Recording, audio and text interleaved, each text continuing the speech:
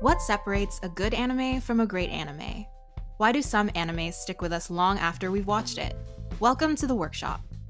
I'm Emily. And I'm Kris. We're two friends from high school and now aspiring writers, and in this podcast, we discuss and deconstruct storytelling elements in some of our favorite animes.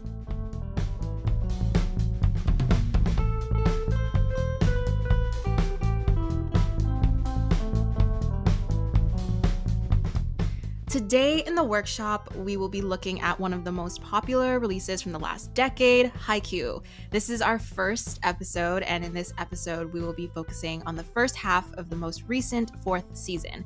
And just a warning that we're going to be talking about spoilers from episodes 1 through 13 of the fourth season, so if you haven't seen it yet, we highly recommend you do so before listening on.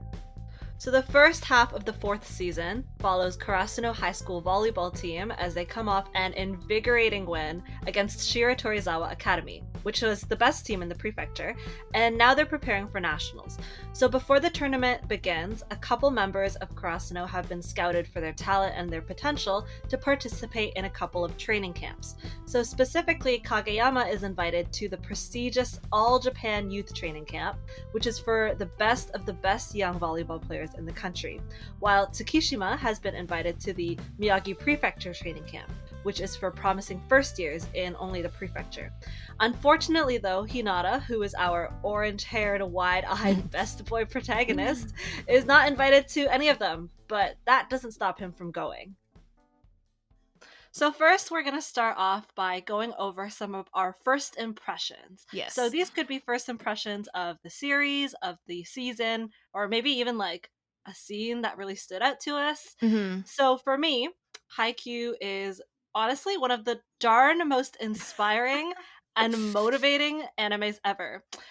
I think that it comes from, because, sometimes in works, the characters are driven by something. So they're driven by the hunt for something. Yeah. And for these boys, it is literally just a pure, unadulterated ambition for being the best at volleyball. Yeah, like classic shounen. Everything they do is just to be better at their sport and their craft. And I think that's what really makes it so inspiring and motivating, because you get to see just how much effort, blood, sweat, tears they put into everything they do. For the average layman watcher, it doesn't have to be a sport, it could be anything. Yeah. I don't do sports. And she's exposing us now. I don't even leave my house. Yeah.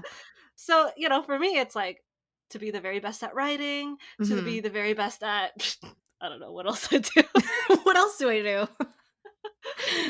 Along those lines. No, I get it. Yeah. No, I agree. Because I was talking to a friend yesterday, and I recommended Haikyuu to her because she has like little boy taste in anime. Like it's very similar to mine.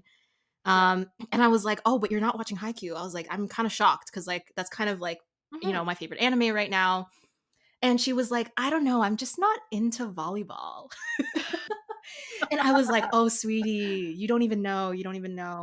And I think that's like, just to segue into my first impressions of the show, like, I think that this is a sports anime that transcends traditional sports anime. Like, and I know for like people who probably don't usually watch sports anime, or who just kind of like, who haven't actually watched it, like, it sounds really cheesy to say, but like, I think it is the kind of show that like, you don't really need to care about sports or volleyball to care about this show. And I think that's like such a testimony to how well the characters are written. And I think this is genuinely an anime that I feel like I could recommend to pretty much anyone, because the cast is so diverse and the themes are so relatable. And like you were saying, like, whenever I come away from the show, I always feel motivated to do something. Like, I always feel like I watch it for 20 minutes and then I'm like, I need to work on something. I need to work on my portfolio. I need to go write something. I need to work on it until I'm like sweating. Until I'm the best at it. Until I'm the very best. Yeah. So now we'll talk a little bit about the writing in particular, plot development, characters, so on and so forth. Yeah. And we will try to go in more or less a chronological order Mhm. by how episodes are presented over the course of the season. So we'll Yeah. start with the quote unquote like training arc, I guess, is Yeah. how we would put it. So I just thought that it was really, really impressive that they were the writers and the creators of the anime were able to split up their characters like that and still have that arc be very, very good and have a lot Yeah. of people take stuff away from it. Mhm. And I know that we're not starting to talk about it from the very beginning of the series anymore, and so I feel like over the course of the 3 seasons we have gotten to know the characters and know the premises of the story well enough for the creators to do that. Yeah, I really like that this season starts on a training arc because I think it's like really, really great setup because we know that they're going to be going to nationals. And I think like you kind of need the slow parts to be able to enjoy the action scenes more. Hmm. And it creates a lot more tension when we finally get to the action scenes. So I love a good training arc.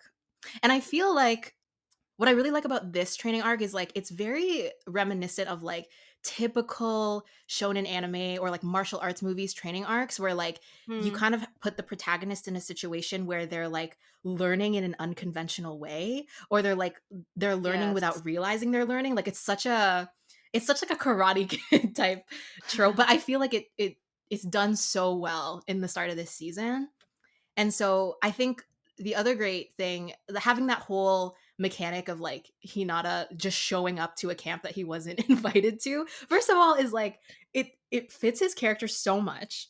And Yep. then secondly, it also puts him in this new situation where he is it completely changes his perspective of volleyball.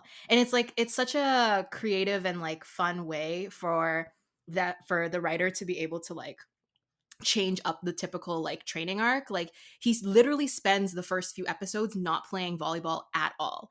And so it Hmm. kind of forces him to think more strategically and patiently, which is like kind of a contrast to his usual impulsive character. And so I think like it kind of forces character development in a really interesting way without Hinata having to like lose any of his like hyperactive personality. So I really liked that. And he's also like being a ball boy kind of puts him in a place of like humility, I guess. Like I don't know if that Hmm. makes sense, but like you kind of have a new perspective on the sport when you're just watching it. I was actually recently going back to the first season just to Mhm. watch it out of I want to say nostalgia, but I didn't even like it's not even that long ago since I watched it Yeah, for the yeah. first time. Yeah. But I was going back to the first season. He starts off the entire series with Yeah. such a shallow view of volleyball because um Yes. That is true. he's always talking to Kageyama about, "Oh, I want to be a spiker because they look so cool. Yeah, yeah, They yeah, get yeah. to jump and hit the Yeah. ball really hard." And Yeah. Kageyama literally has to like school him on Yeah. how important setters are, Right, right, right. how there's so much other stuff going on other Mhm. than just spiking the ball all the time. So Yeah. I actually think one of the coaches at the training camp says it best. They say, something along the lines of how he needs to learn to like read the court Oh, because yeah. he very much was using instinct before, Mhm. and now he's trying to develop intuition. Mhm. I also really liked I really really liked how there's this scene where Hinata like he takes inspiration from tennis and he kind of like goes into this Hmm. flashback from like middle school or something where he Oh was yeah. playing a tennis match with like one of his friends and like it flashes back to that scene and then it kind of shows how like Hinata uses that tennis technique to learn how to like brace for a receive better. I don't know. I always, whenever I watch the anime with my brother, I'm always like, this show uses all parts of the cow. Like they don't waste any delicious parts. Like it's it's rare to see like a sports anime have its characters like draw inspiration from other sports or something like that. And Hmm. so and then also I think it's just like just to have like a nerdy moment because like I grew up playing tennis for a really long time like before high school and stuff. So like when I saw that I was kind of like, "Oh my gosh, like the crossover, like the shout out." I don't know, it was just like a really nice like moment for me. And then I think it also just like is like further proof that Hinata is like he's he's thinking more critically about the sport. Wow, what must it be like to be an athlete? I don't know. An athlete. I stopped playing in like grade 9 or 10. Like, I don't know.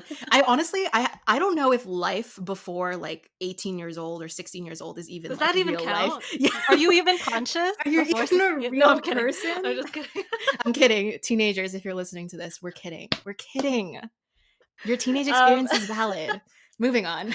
yeah, okay, just on the subject of him looking at other sports as well, Yeah. I think that not just with Hinata, but with the entire team as well, that they're one of the main focuses of this season is trying to better themselves as athletes instead of just volleyball players. Oh, yeah, yeah, yeah. For example, in episode 3, he calls his coach and he's Yeah. like, it's like late at night, it's after the camp is over, he's like cleaned up and everything, and he's probably really tired. Mhm. Um, and he calls his coach and he's like, what should I eat?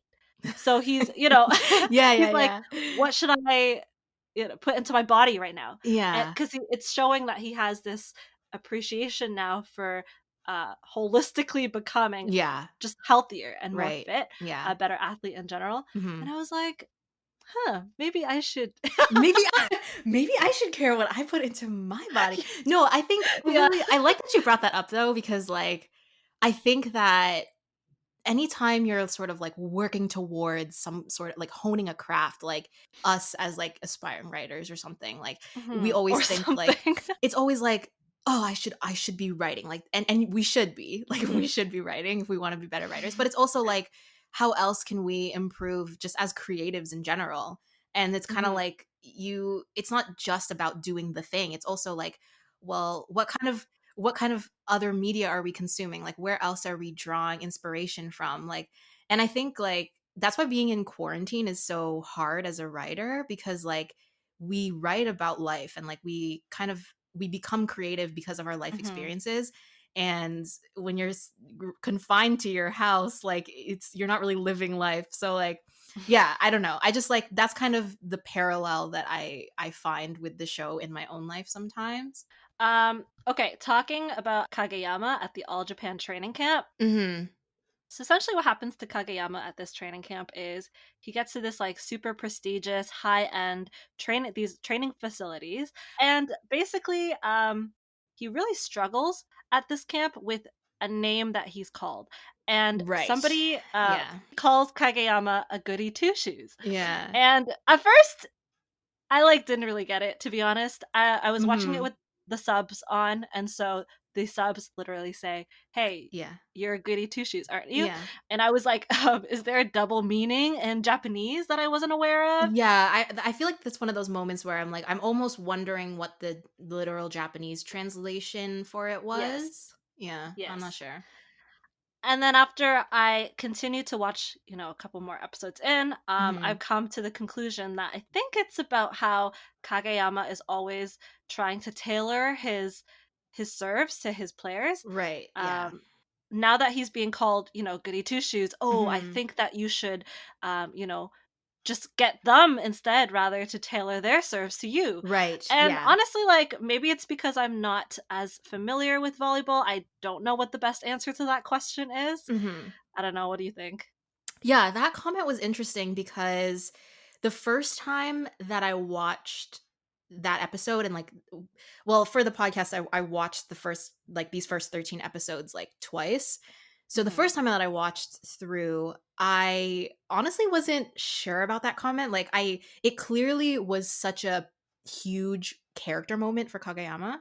Hmm. And so I was almost kind of like, I wonder, like, maybe it's just a weird thing where like the translation didn't work out. But then when I watched it again, I think it was interesting because it sort of sets up Kageyama's like he has like a little bit of a freak out on his teammates like later on in the season, which I guess we can talk Yes. about more later. But I Hmm. think having that character like call him a goody two shoes, like I think the comment makes Kageyama think more about like should the team be tailoring themselves to me because like Hmm. I am the better player, and like not in like a mean way, but just like he sort of realizes that he's at this certain caliber, and like just like in line with his personality, like he knows like what's best. He knows what the best set is. And so when his team can't match him, it's like it kind of becomes this like point of frustration. And it sort of sets up the comment is kind of a setup for that point of frustration that happens later on Hmm. in the season. That's how I interpreted the No, I significance completely of the agree. comment. Yeah. Yeah, I completely agree. I love that it does disturb him, but just Mhm. as, realistically, when something disturbs us, we kind of hold on to it for a while and then Yeah. let it build up. And I think that it was really great to see that comment being shown. And then Mhm. after a couple of episodes later, for it to finally come out in its full force, Yeah. leading us to this post training arc.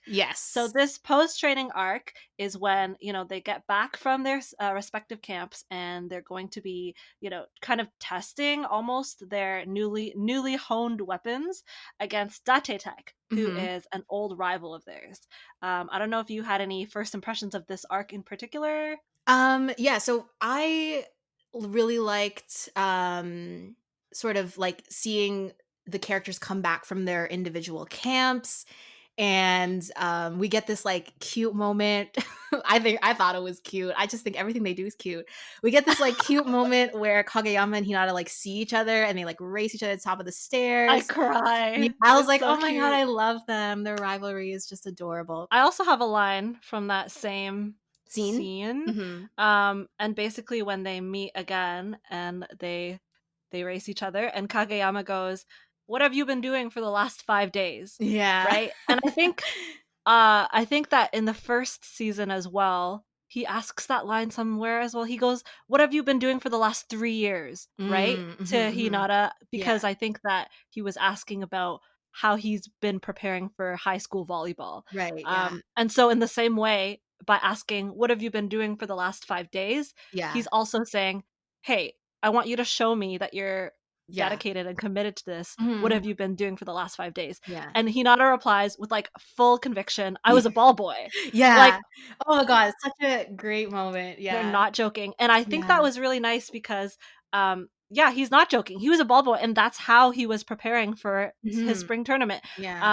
If you contrast the training that Mhm. Kageyama's done with the training that Hinata's had, Hinata literally being uninvited to this camp and Yeah, being a ball boy versus yeah, Kageyama going to this high-end training camp for the best of the best in Japan. right. It shows, and yet they almost like respect each other still for Yeah. what the other person has been able to accomplish in the last 5 days, Mhm, and it's mhm. because they acknowledge that they're two different players who need different things, because Yeah, Hinata needs to, like, he's not the best volleyball player, technical wise and like skill wise, yeah. but this is his next step to becoming a better volleyball player, whereas Kageyama, this is his next step to becoming also Volleyball player, yeah, yeah.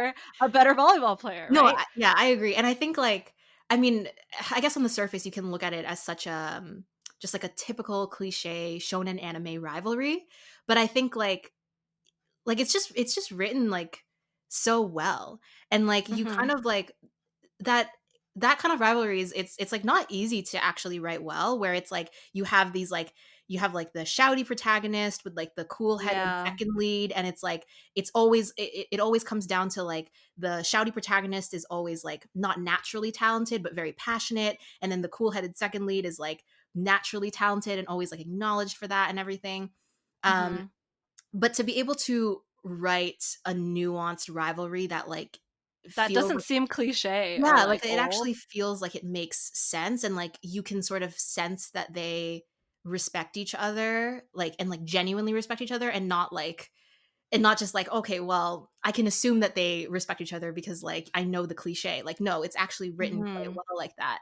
And then I also think just, like, it is such a big theme in this particular anime with like talent versus like determination and like hard work, and like I Mhm. think like this particular scene and character moment really hones in that theme like really well in particular. Mhm.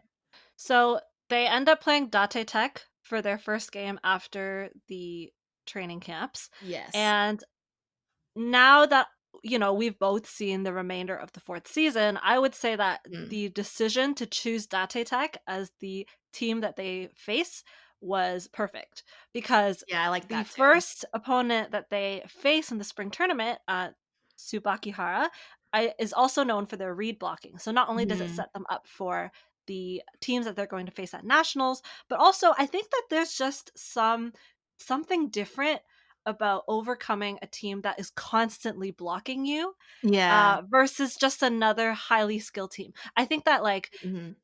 with another highly skilled team, it's almost like a cold war where you're trying to really show off your skills Yeah, and your weapons, and yeah. whoever can show it off better than the other team wins. But Yeah. when you're facing a team that plays totally completely different from you, when Mhm. you're an offensive team playing against a defensive team, Right. that just hits different. It's different. Yeah, no, I It agree. hits different, yes. And I also like I mean, I'll probably say it like a million times this episode, but I just like returning to existing teams, returning to existing Yes. characters, like because every time you see old characters come back again, like you know them a little bit better. And it's like it's more exciting to see characters like, like as they keep being shown. Like and I think also just the decision for their like practice match to be with Date Tech, like you said, like I think it's just like thematically, I like the idea of that overcoming barriers and like returning to Mhm. that same like motif. Yeah. I do have somewhat of a nitpicky thing where it's like, they kept saying during the match, Mm. "Oh, Date Tech has gotten much better. Oh, Oh yeah, they've yeah. improved a Mhm, lot since mhm. we last saw them." Which, I completely believe, Yeah. like whatever you tell me, I will 100% believe, right or son. But Yeah. I just wish that they could have shown that because a lot of these things that I've seen before. So I've seen, the wall imagery. I've seen the read Mm. blocking. I do appreciate how they went into bunch blocking and they like did Oh a yeah, full yeah, yeah. breakdown of that. Yeah. But I wish I saw more from Dati Tech is all I'm saying. Mhm. Because I know that this series has the potential to show me their points rather than just tell me their points. So I really Mhm. wish that they could have followed through on that again here, but it's a small nitpick in a lot of compliments that I still have Yeah, for the series. I mean, the only thing I can say to that is, like, I can only assume that maybe it was just to conserve time, you That's know what I true. mean? Like, Yeah. 'cause I think everyone's, like, waiting for Yeah. the finals that they're just like, "We don't wanna spend, like, 5 episodes on a practice match." However, I do like, I will agree with you, though. Yeah, but Mhm. maybe it's just, like, Mhm. timing constraints and stuff like that. That's true. That's fair. Yeah. So, speaking of nitpicking, Um, Kageyama has Right. come back from his training camp, and Yeah. this is really where we see, the buildup of that comet that's been troubling him since camp. Mhm. And basically, Mhm. what happens is he kind of lashes out. It starts with a couple of small lash outs towards Noya and like Mhm. um, Asahi, and it eventually becomes. I'm not gonna say a full fledged temper tantrum, but I don't know. What do you think about that? I really like this moment. I think it's actually one of my favorite moments in the first half of the season. Because first of all, I think it's really good like pre-nationals team tension. And then I think like Hmm.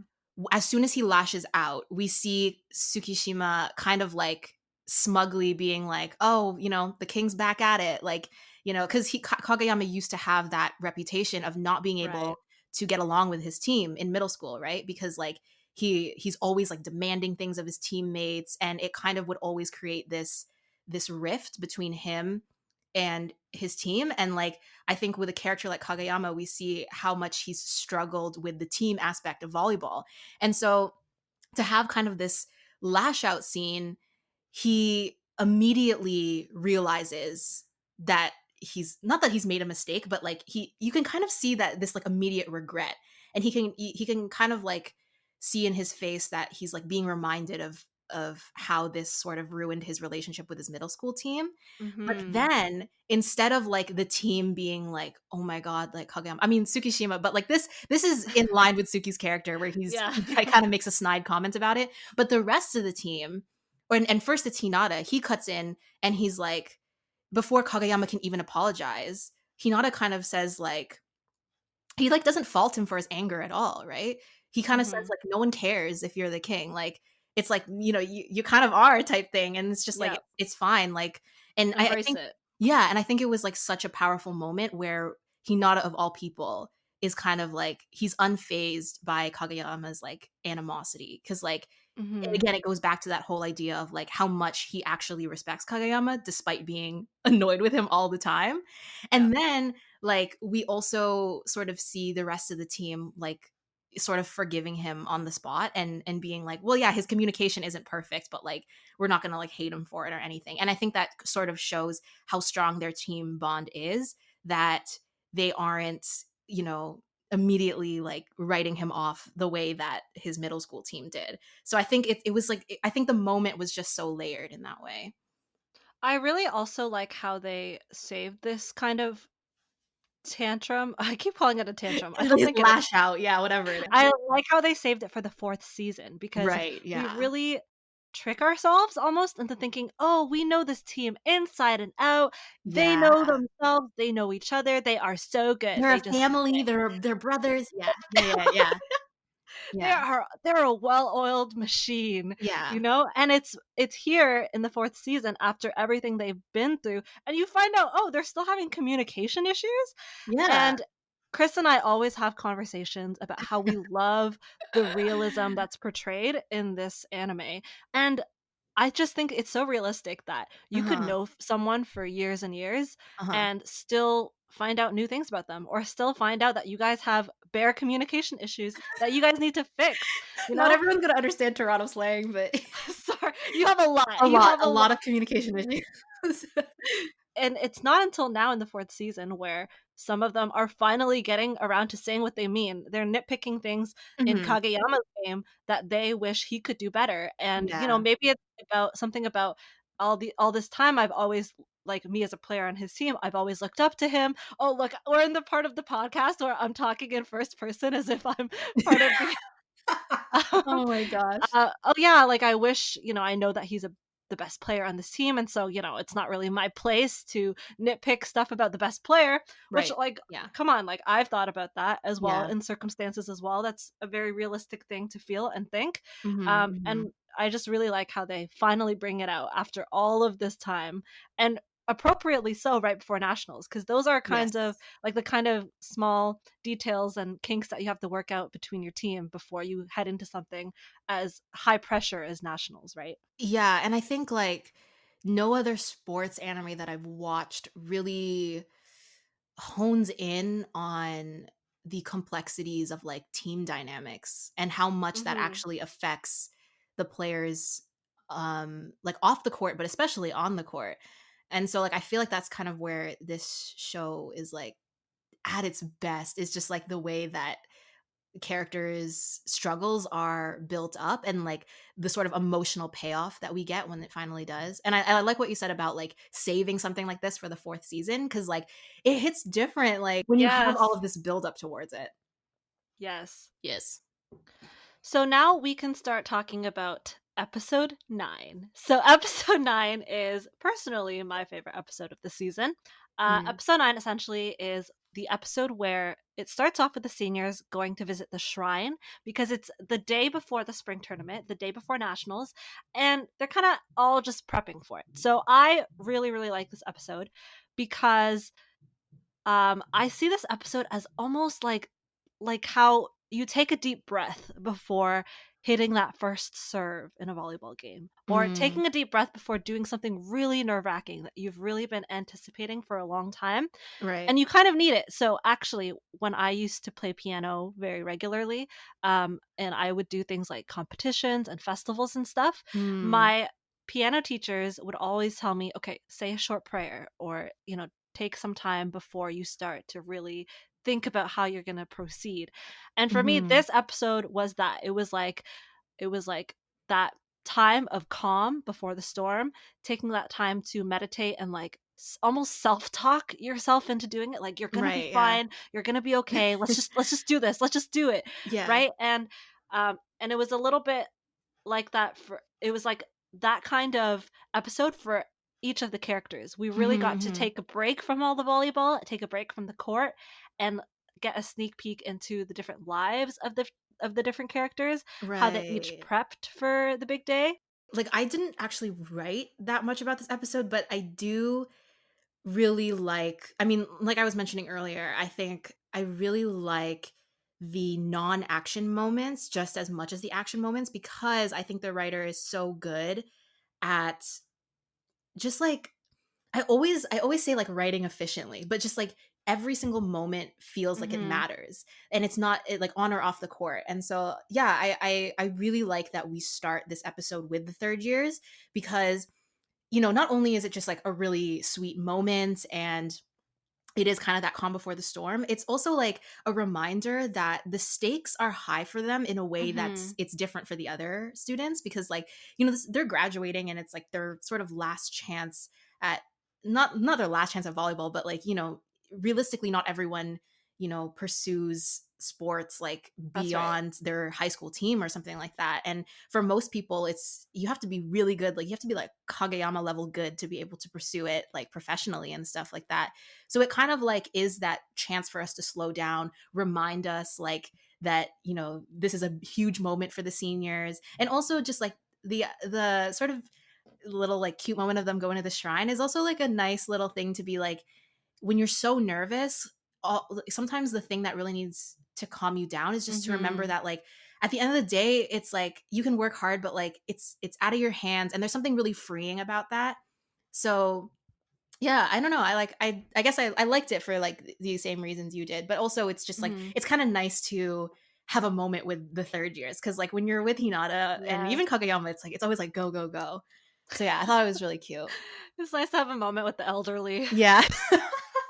But also I think like you were saying, like getting to see their lives outside of the court, and like how they're all like individually preparing for it is just like, yeah, it's So just really cute. nice, and it's so cute, and it kind of like rounds out their characters a bit more, because to be able to like see them as human beings, like with their families and stuff.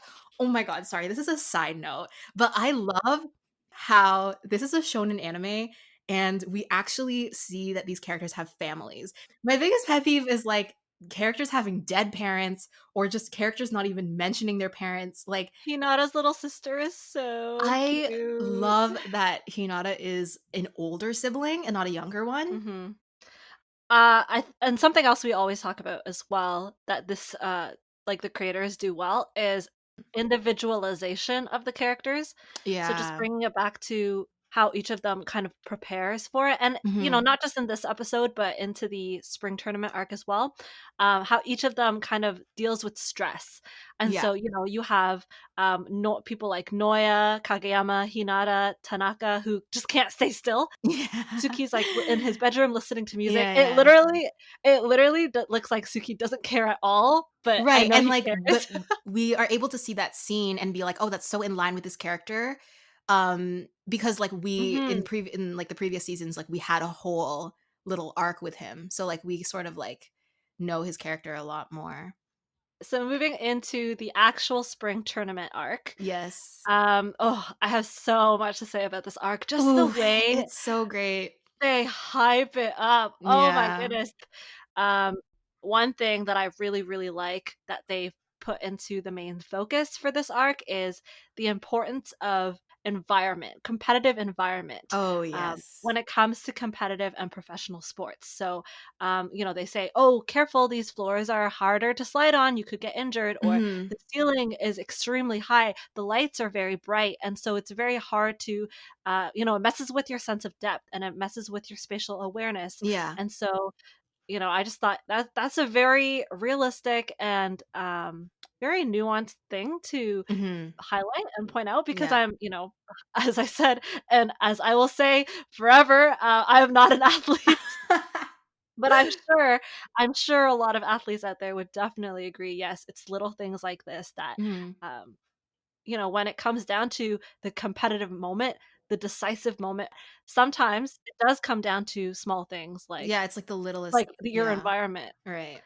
So match 1, they Mhm. play against Tsubakihara, Mhm. and I kind of want to start out by saying I really, really like how they send Yamaguchi in early as the pinch server. Mhm. Um, Essentially what he does is, he is, counseled by somebody else to find a point in the stadium where he can look at, and that's kind of like your safe haven. You're gonna look at it and you're just gonna calm down your breathing. You're gonna calm Yeah. down Yeah. everything. Everything else should fade away, and just have that point be your reset point for whenever you're feeling nervous. Yeah.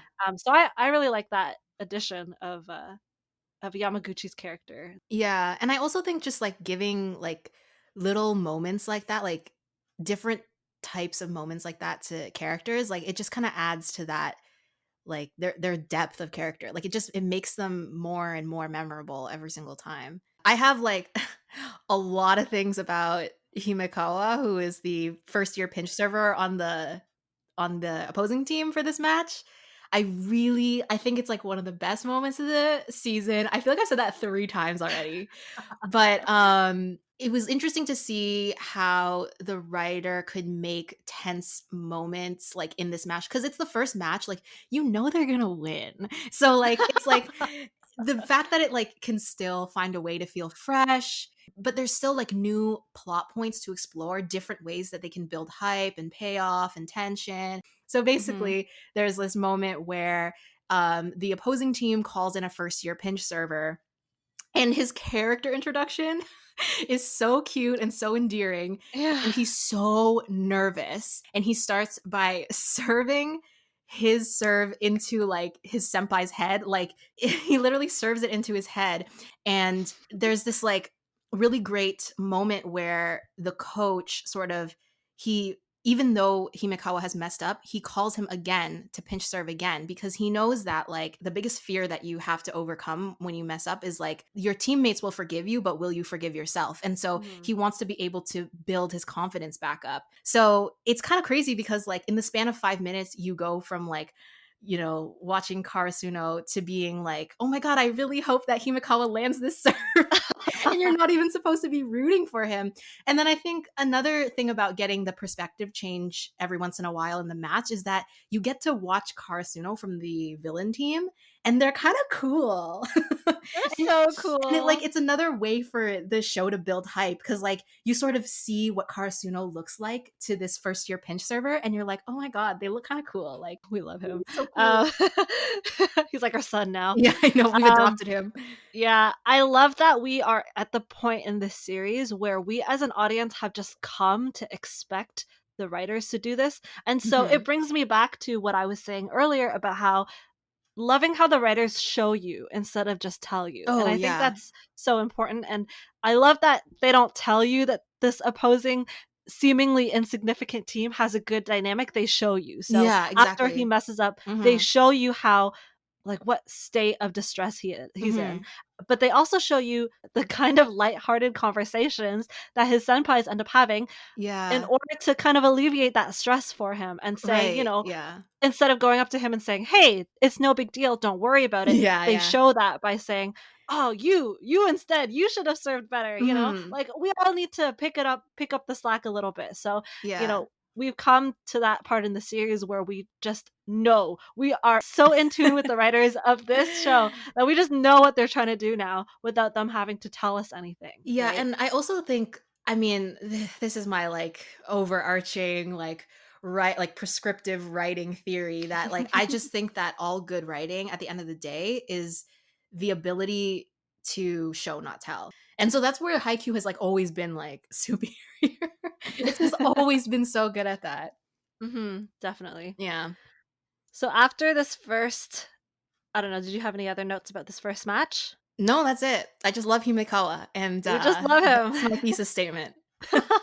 Okay, so after their first match, they kind of have a break. So they have their lunch break and they Yeah. watch the Nekoma versus Kiyokawa game. Nekoma! And this is just something that I wanted to point out. Yeah. It's not anything about the writing or anything, but I love that they associate and empathize more with Kiyokawa, who is the opposing school, rather than Nekoma, Oh, who right? yeah. Because Yeah, they're friends, yeah.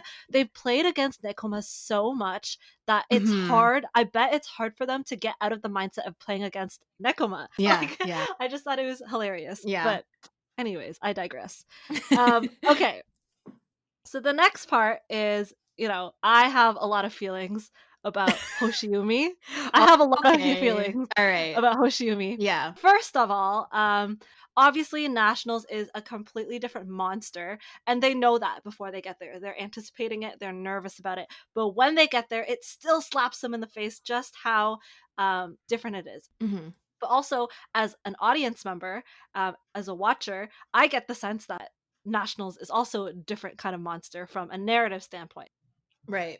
Nationals brings out the insecurities in our protagonists that have literally been with them Yes. since before the first season. So before Hinata and Kageyama even get to Karasuno, we know that Kageyama has been struggling with being called king of the court. Mhm, mhm. We know that Hinata has been struggling with his height.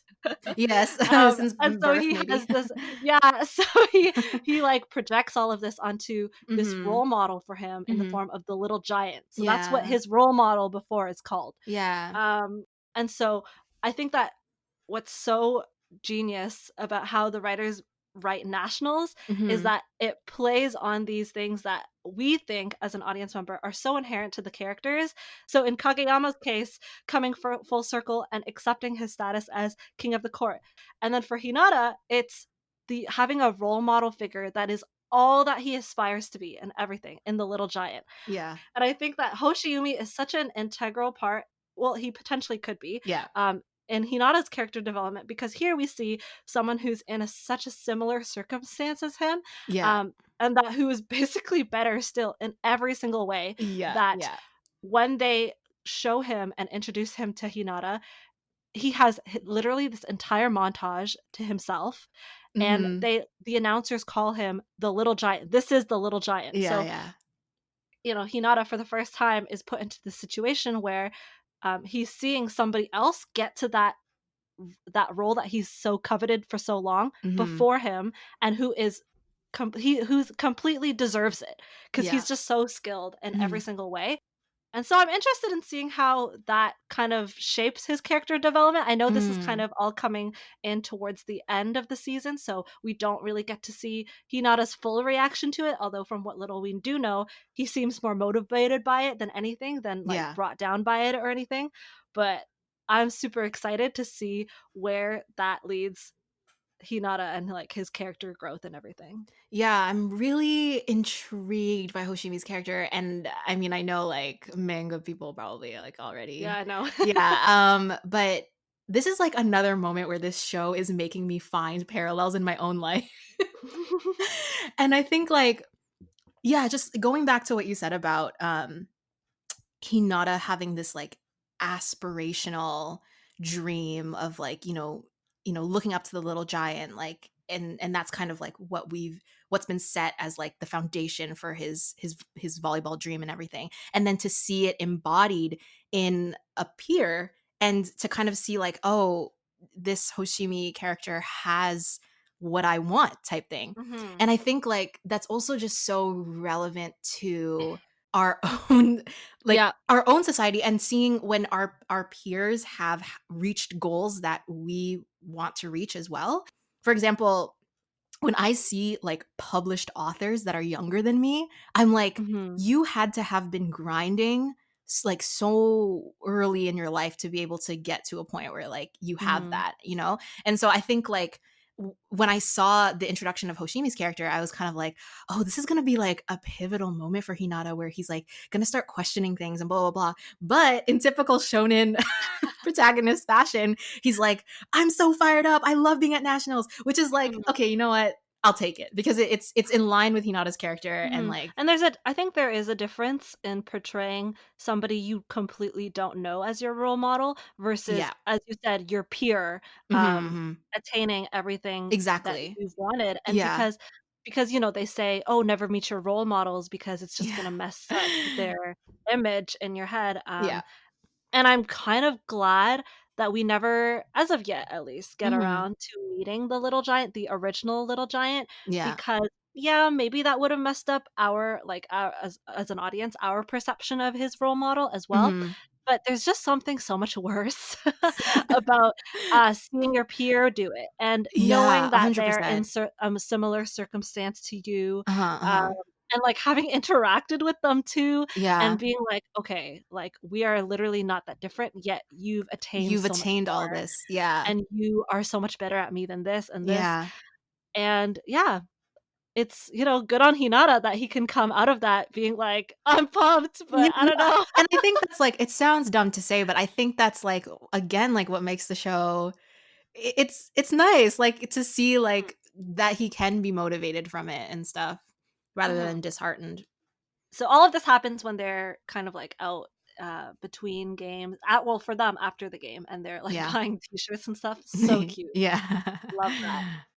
And that night, they're kind of, like, prepping for their second game against Inarizaki. So we know from their conversations that Inarizaki is the second seed, so they're technically the second best team at nationals behind, Itachiyama. Mhm. And so they're kind of, like, introducing the characters. This is where we get the twins, Mia Atsumu and Osamu.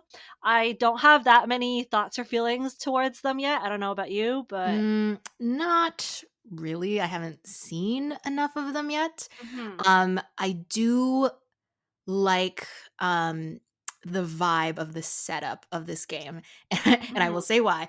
I think, like, in the first match, you're kind of like I was saying earlier, like, you kinda know they're gonna win and stuff like that, mhm, but I think the introduction of this particular school that has a literal marching band with them in their cheering section, like, and just like the fame and the smugness of like the twins and everything like that. It's like you kind of it feels like we're going into the match with Karasuno as the underdog again, which is always mhm. fun. And I think it's gonna be really interesting to see how they can overcome that. And also just like the other team having a cheering section that boos. I was like, I literally wrote in my notes, I was like, LOL, this ain't the NBA. And I think it's gonna be interesting to see like how that plays a role in like their mental ability because I don't think they've ever had such an antagonistic Mhm, force in the audience before. mhm. Um, and yeah, I just like I'm always excited to like watch like an underdog match.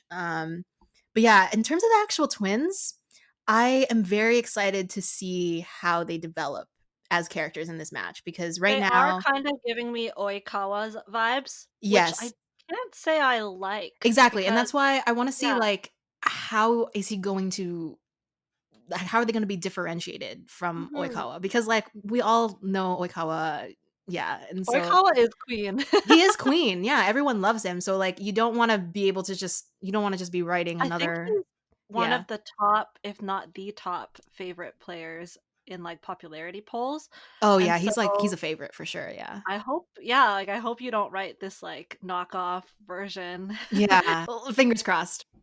I really do like how they end off this, half season, though, in preparation for the hiatus. They ended Mhm. off with some more imagery, and, we talked about Yes. the imagery for and how well it's used and how, like, just interesting it makes the series as a whole, Yeah. and they portray Inarizaka and the twins as a shrine, and I was like, Interesting. Yeah. "Is that right? Is that a shrine?" It Or was a shrine, yeah. It was like yeah. Mhm. it was so interesting because it's two red poles, and so they look completely similar. They are like they're the structural foundation for this team most likely, Mhm. and then it was like the bunch of crows coming at the shrine, and I was like, "Oh, Yeah. that's hype." Yeah. The other interesting thing about the shrine imagery is sort of like playing towards this idea that like, oh, this team is like worshipped. So this team is like they're Mm. gods, you know? And Yeah. so it's kind of again, I think it was like it was building towards that like underdog feel. Mhm. So, man, I just like the So hype. hype is unreal. Like I don't my brother has already read ahead in the manga and I'm like, I hate this. I hate waiting. Yeah, I know. Yeah, it's hard. But we'll wait. We'll do it. We will do it.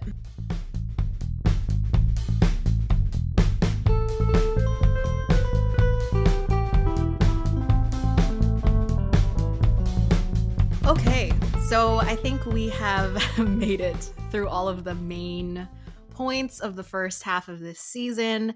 So now we're going to move on to we're going to call this a segment because I feel like this is something that I do in my head when I watch anime, which is Mhm. to analyze how well the girls and the women in the show have been written.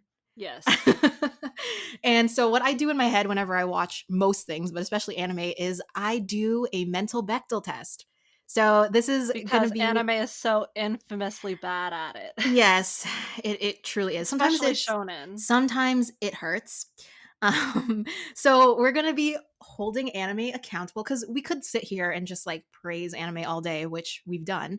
But yeah, we're gonna do a quick Bechdel test. If you don't know what the Bechdel test is, it's basically a test that was developed by, I believe she is like a cartoonist.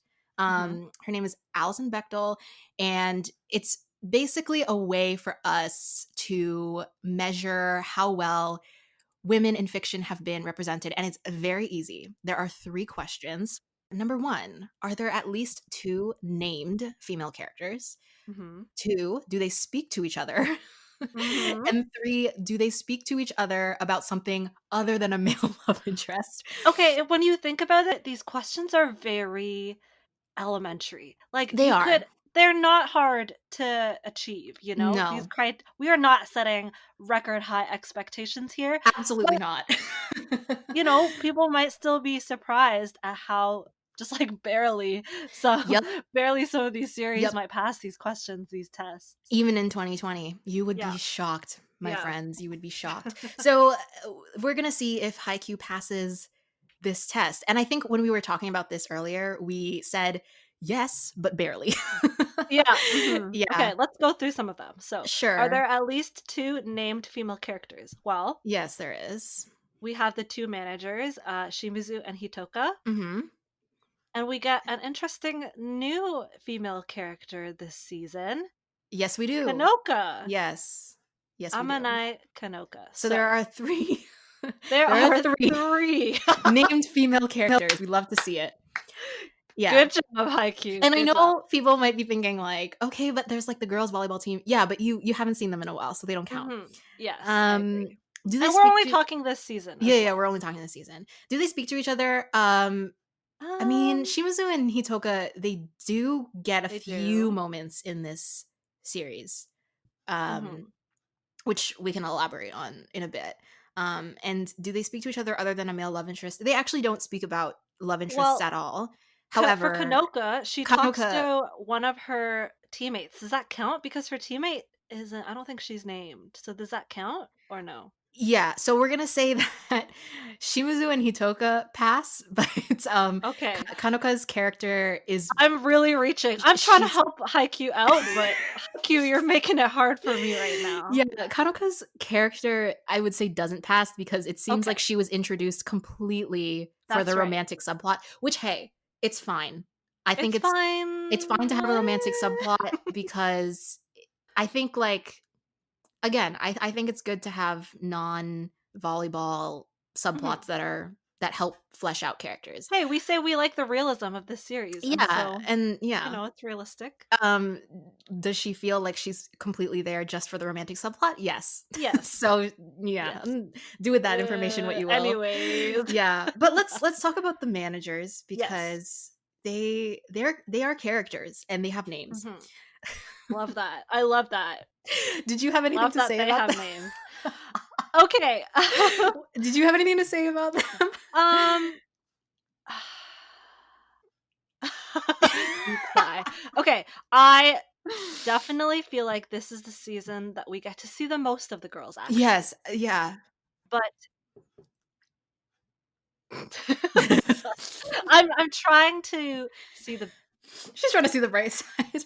but it's hard, okay? It is hard. So first, I guess we could talk about the particular scenes that showcase these female characters, Uh-huh, and uh-huh. there are 2 that come to mind. So there's the bath scene. Yep. Like, really? Did you have to put them in a bath Did you to have give to them a put them in the proper bath? conversation? Like, they could have just been fully clothed and had a proper conversation, you know? That's the thing. That would have been okay too. So there's Oh, that. And then yep. the second scene that sticks out to me is when Uh-huh. Hinata forgets or he mixes up his bag with Yeah. this like stranger's child, like of course. And Shimizu was like, don't worry, I I got got this. this. And Yeah. so she goes and grabs the bag. Yeah. So I don't know, maybe we can just analyze both of these scenes Sure. first. Yeah. All right. Let's start with the bathtub scene. I don't have much to say Okay. about that other than did they have to be in a bathtub?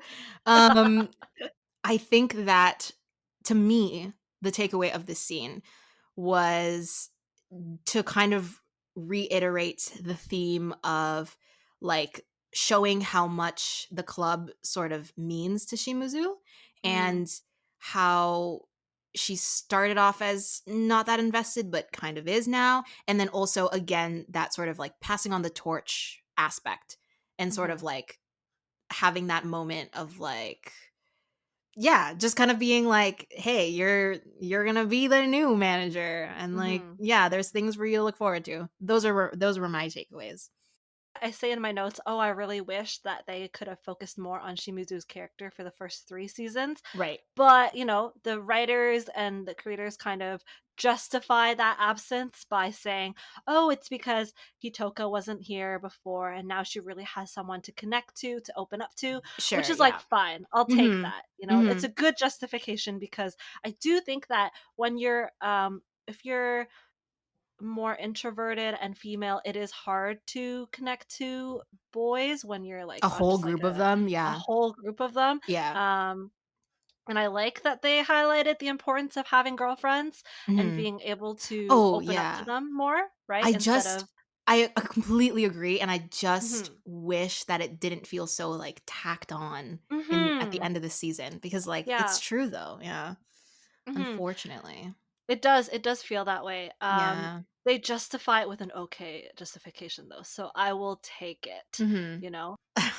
I kind of wish that I mean, I get that Shimizu is like a side character and everything, but just knowing how well the writers can write small moments and so efficiently and Mhm. build character Mhm. moments out of the smallest things, I just kind of wish that throughout the series, we could have seen Shimuzu like more of her interactions with even just like the team. Like, even if there was like one or two members on the team that she like grows to Mhm. have a bond with and I'm not Yeah. counting like Tanaka and like Nishinoya having a crush on her, which is a fine like it's Mhm. fine to have that sort of like character thing, like it's fine, but Mhm. to kind of like just not just see her as like this like background like cute girl, like Mhm. could she have a friendship with any of the guys on the team? Like, I don't know. Yeah. Like, I feel like it wouldn't be that hard to write, but they just didn't because they think no one would care. Just my personal preference.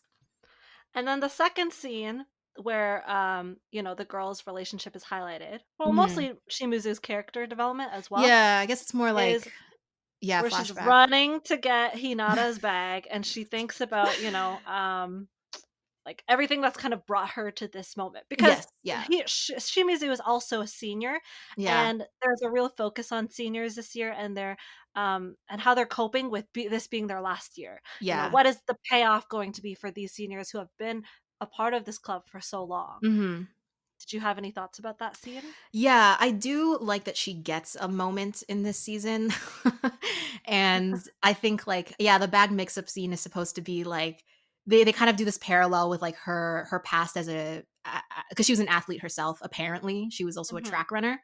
Hmm. So we kind of see like her sort Her of abs look great. oh, she Oh my has goodness. yeah. Do you remember that animation? Wow, when she's jumping over the Yes. hurdle. Oh my god. Oh my goodness, She girl. is an athlete. She's an Yeah. athlete.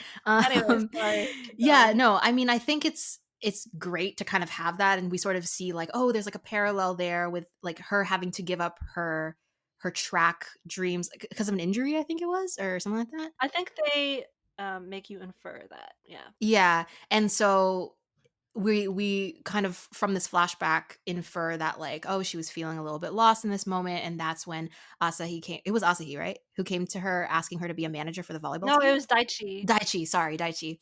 Um, and we kind of see that like, oh, she's reluctant to do it at first, and she just kind of does it to do it. But now we see how the lengths that she'll go to like sort of Mhm. serve the team as the manager and everything like that, which is I guess great. I wish that she could have a character arc that wasn't just focused, like it wasn't just so like tacked on at the end. Like it's kind of like it Mhm. was kind of like a dump of character information in like 2 minutes. Yeah. It felt very half-assed. Mhm. And maybe the writers just like were like, it's a shonen, whatever, you know. Mhm. Um, yeah, would I have liked to see more of a slow burn character writing for her? Yes, but at least it's something. Mhm. At We'll least take what it's we can something. get. Yeah. Yes, I definitely agree. I think that something they do well with, the girls' relationship, though, is Yeah. that idea of passing on the torch. I think they do Yeah. execute that Yeah. relatively well. Mhm. When, right before she's about to run off to grab the bag, she tells Hitoka, "I won't take too long, but I know you'll feel a little lost without me, Oh, but you'll yeah, just yeah, have yeah. to get used to that." So, Yeah. she's not sugarcoating anything, and I think that that resonated with me a lot, Right, because yeah. like, I think anyone has definitely found themselves in positions where they just felt completely unqualified for something. S Yep.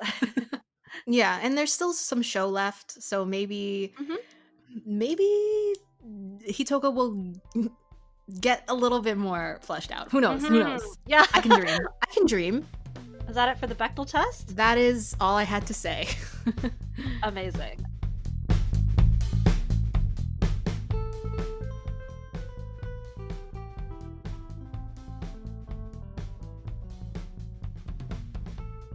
For our next segment, it's going to be called Dear Writer Sama. And so basically, we named this segment that title because we were trying to um, liken it to the Dear Editor segment of like other magazines and stuff.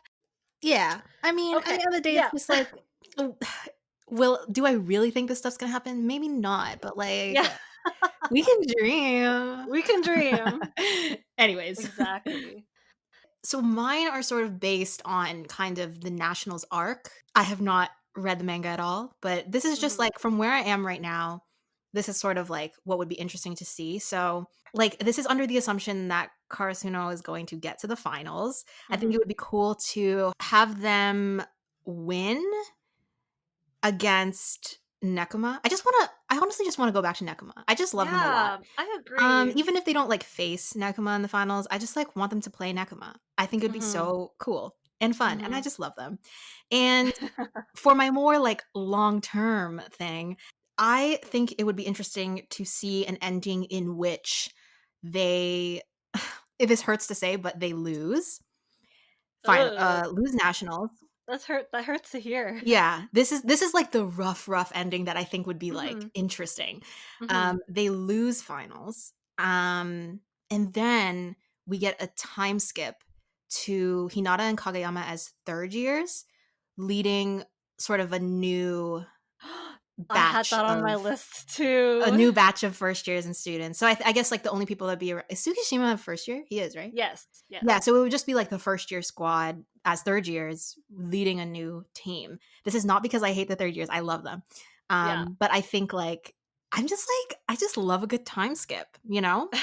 So yeah, that's what I I have written had that down. on my list too. I had, the Mhm. younger ones taking on a leadership role once Yeah, the 3rd years would are be gone, very cool. and I think that would be cool because we just don't see them as taking on leadership roles at all. They're just Like, even babies. Kageyama, who is the cool-headed, level-headed one, Yeah. like, he's baby, you He's a know? baby. He doesn't know how to talk to people. So, like, it makes me think, wow, what great strides and leaps in character development can you make here when you're Mhm. taking, like, your 3 baby characters sorry, Yamaguchi, oh my Yamaguchi, gosh, there's other characters. your 4 baby characters and putting Yeah. them in positions of leadership. I think that would Yeah. be really interesting, and also maybe seeing where the 3rd year's life takes them after Mhm. graduation, Yeah. like I think, like, just the other, like, the other thematic things that could be explored with having to assume leadership roles would be, like, so interesting, and, like mhm, and just, like, having to be faced with, like, "Is volleyball in my future?" Like, past high school and all yes. this kinda stuff would be very cool, would be That very would be cool. but that's very long term, though. Yeah, that's very long term. Mhm, And, they don't have to lose at nationals for that time skip to happen, but I think it would be, like, interesting. mhm. Yeah. Yep, definitely agree. Any other thoughts about the future? Nope. I'm That's just it. here for it. I'm just here for a good Yeah. time. I'm here for the ride, you know? Yeah. I'm excited to see where they're gonna take I know I always say I have so many feelings for Hoshiumi, but I'm excited to see where they take him. I really hope they Yeah. don't ruin this character for me because he's so intriguing to me right now, but I Yeah. also feel like they could just make him, like, a very loudmouth, another short guy who's just, like, good at Yeah. everything. Like, I want to You see know, more, yeah. like, depth, and I wanna see more interesting interactions between him and Hinata. I agree, and, like, this show has not let me down yet. I mean, excluding the female representation, but with all of the other characters, like, I haven't really been let down yet. I've always been impressed with just, like, the character Mhm. writing. I feel like the show has never written a flat character yet. Or Team, minus the girls. So, yeah, I think it'll be fine. I hope. Yeah. Okay, so the future looks bright. It looks bright. In my imagination, it's always bright. But you know what isn't bright? Our next segment. Oh. Our next segment is boy. dark as heck. It's called so our next segment is gonna be called Dumpster Fire. Yes. And essentially what essentially Dumpster Fire is. It's exactly what it sounds like. So we're gonna take this time now to kind of just really quickly hash out what we fangirl over. It's the part where no brain cells are required, and we're just gonna go for it.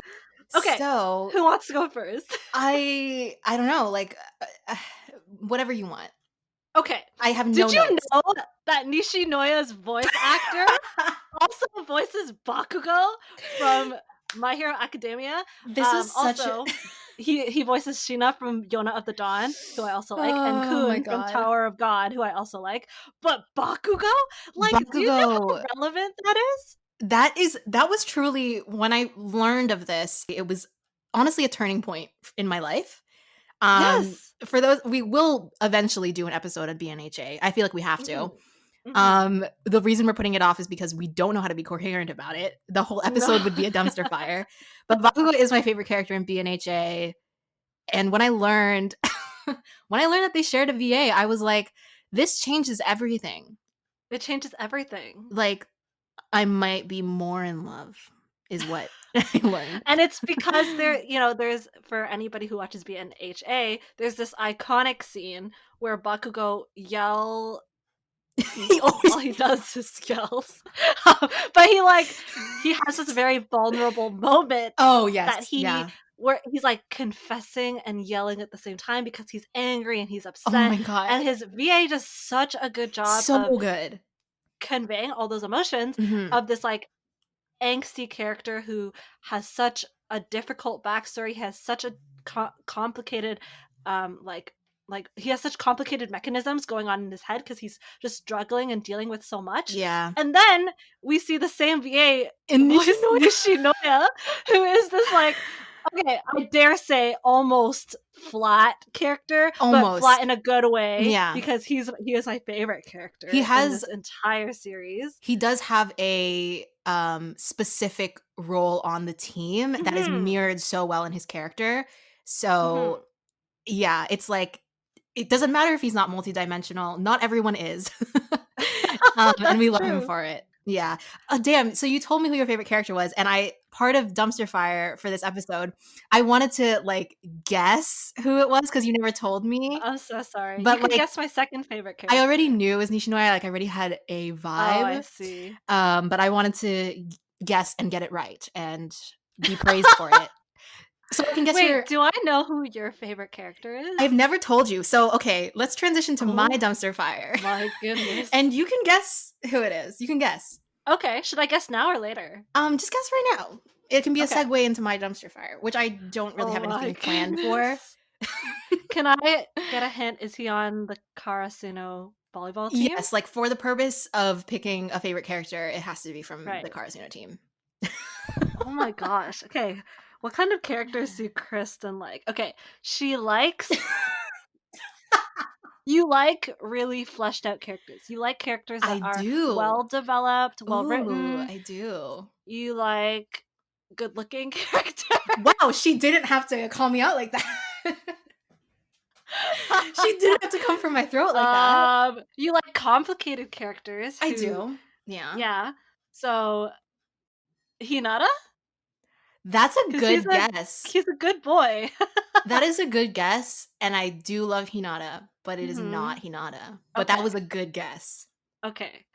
Is it is it one of the seniors? I could see you liking a senior I guy. won't give you a hint. I won't give you a hint. Is it one of the seniors? Is it Kageyama? Kageyama feels like he's a little bit too aloof to be our favorite character, in all honesty. Hmm. Um, so Finally, put in your final answer. I'm gonna go with like Asahi. Oh, interesting. Oh my gosh, I got it wrong. You know, Who you're is wrong. it? You're wrong. You're gonna beat yourself up for It's it. Kageyama. It is called Oh my gosh! Is that surprising? It's surprising but not. Wow. In what It's ways is it surprising but surprising and not. not? It's surprising because yes, as I said, he's pretty aloof, but Uh-huh. also then I kind of almost wanted to swallow my words as soon as I said it because Mm. I know you love Bakugo, who is like very very, you know, unlikable as a He is so person, unlikable. Yeah. right? So Mhm. maybe I'll just, from here on in, I'll just guess very unlikable characters Yeah. Just always for guess you. the prettiest character. I'm kidding. Okay. He is very pretty. He is pretty. Yeah. The But, reason also FBI, don't come for us. they're underage. FBI, don't come for us. Don't come for us. We like them as little We like brothers. the Yes. Go ahead, Uh, go ahead. Honestly, I just don't have anything else to say. Why do I like Kageyama? Honestly, the heart wants what it wants. Yeah, now I really know we're out of brain cells because we're listening to our heart now. Ugh. We hate our hearts. No, Yeah. I do genuinely like I do genuinely like his character writing. Okay. Um, Okay. Mhm. mhm, and it has nothing to do with his face. Okay? Mhm. So all Yeah, you no, I believe haters, that. you know what? My dumpster fire is over. My dumpster fire is over. Um, we Okay. stand, we Okay. love, and that's it.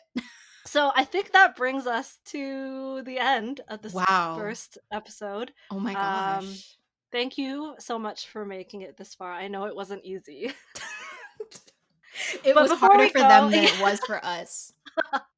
before we go, I think we like just in case people haven't maybe seen the rest of the season, maybe we Mhm. could put like a rating. Why don't you go first? I'm gonna rate it 5 out of 5. 5 out of 5, perfect. No, 4.5 out of 5. What the heck? Um, Orange Karasuno jerseys. Can I That's a explain good why? one. Go ahead. Go ahead. um, so I will first explain the numeric value. Thank you for catching my slip up there. The zero point 0.5 deduction is For the female for the cast. female, yeah, and not even just like I wish there was more, but even just like Mhm.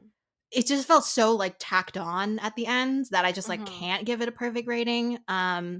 But I loved the rest of it, Mhm. so I have Mhm. to give it near perfect. And then orange Karasuno jerseys.